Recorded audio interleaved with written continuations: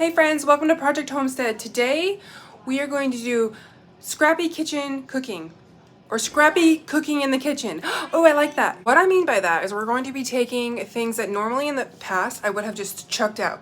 For instance, this bag of not potato chips, corn chips has inspired me to do this on my channel, right?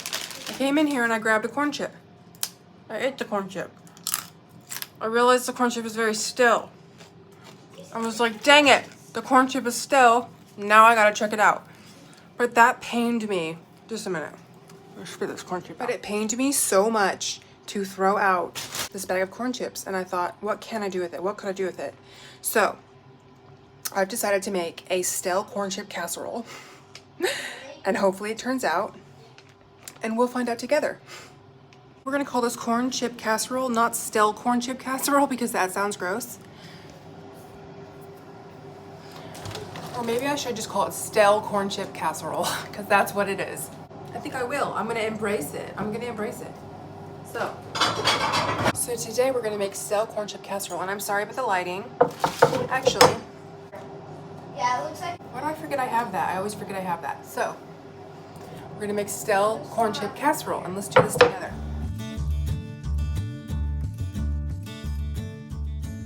So when I decided I was gonna make this casserole this morning when I ate that stale corn chip, I thought to myself, what other things do I have that I can chuck in this casserole to make it edible? So I got out some refried beans, which I had made in a freezer mill video on my channel. You can go check out those bulk freezer mill videos. I always have refried beans in my freezer because we love refried beans. So I knew I had that. And then I also had this leftover enchilada sauce. So I went ahead and I grabbed this. I have cheese. I'm just grabbing things out of my refrigerator because I figure the more I can just stick in this casserole, that goes together.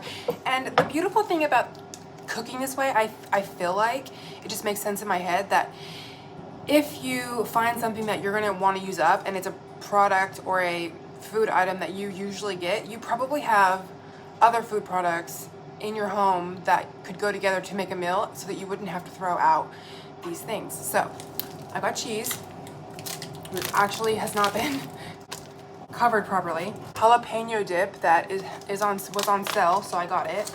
I'm gonna taste this actually, make sure that I feel like it'll go. Because I don't know. All right, let's try this. Yeah, I think that will work. Look, on sale. Love it. What else do we have? I have a can of corn. If my husband wasn't home, I would put a can of corn in, but he doesn't like corn. I've got caramelized onions out of the freezer. And last night I didn't finish all of this hamburger meat. I didn't use it up. We had hamburgers last night. So I just chucked it back into the freezer, so we're gonna use that as well.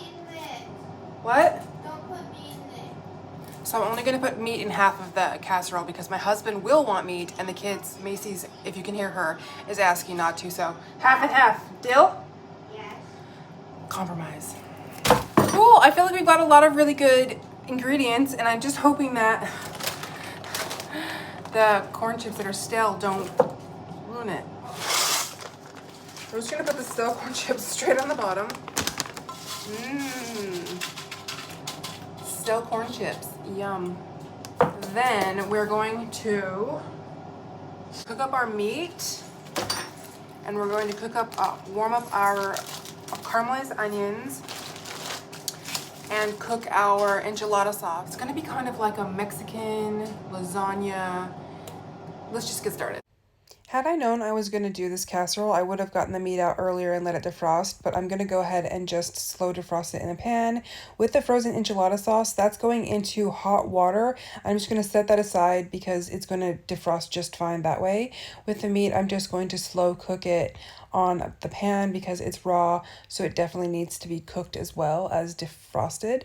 So there's our stale corn chips. I put some refried beans in there, which doesn't look so great going in, but trust me, they were delicious in this dish.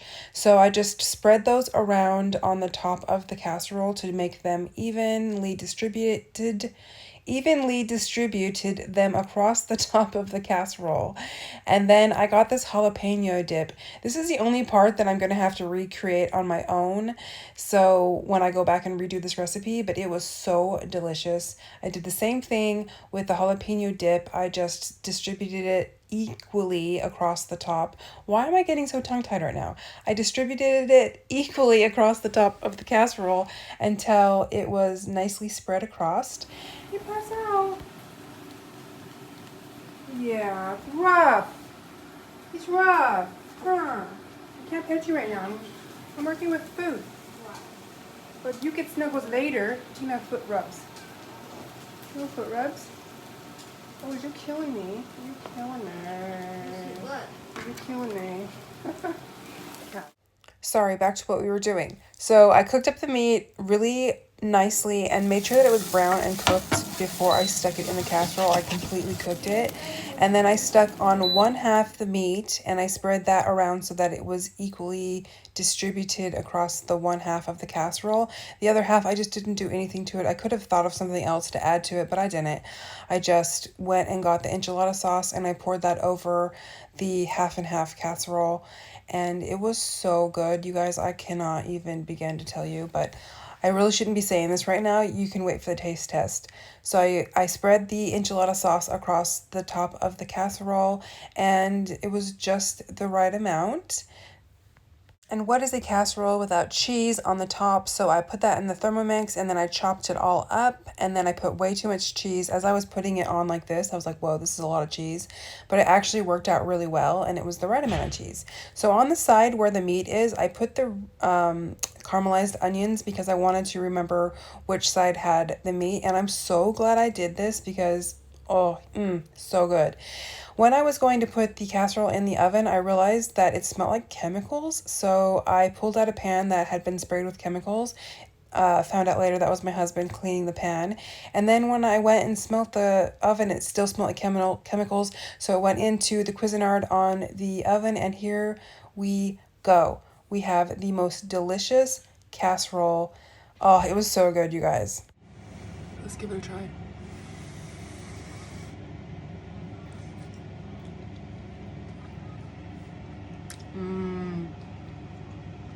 Flavor's going good. All right, I see a corn chip.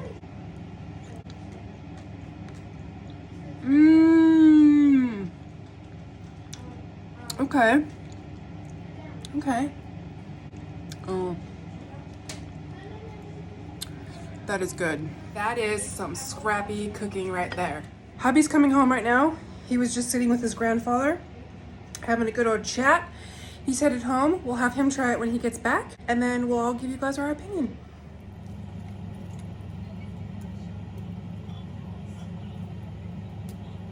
As soon as my husband got home, I went ahead and gave him a piece, and he tried it himself and gave his reaction, which we are going to see now. That's so good. It's good, huh? It could be an extra recipe. It tastes like nachos. All right, friends, that's it for the video. I wanted to share this video because when I pulled those corn chips out and I realized that they were stale, I instantly was like, what can I do with these now? Because I'm not going to just use them for dipping and eating anything. I'm not going to use them like I traditionally would use a corn chip.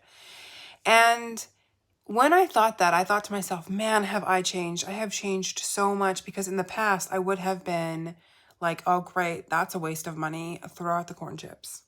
And then it would have been like, go to the store and get something else and spend money.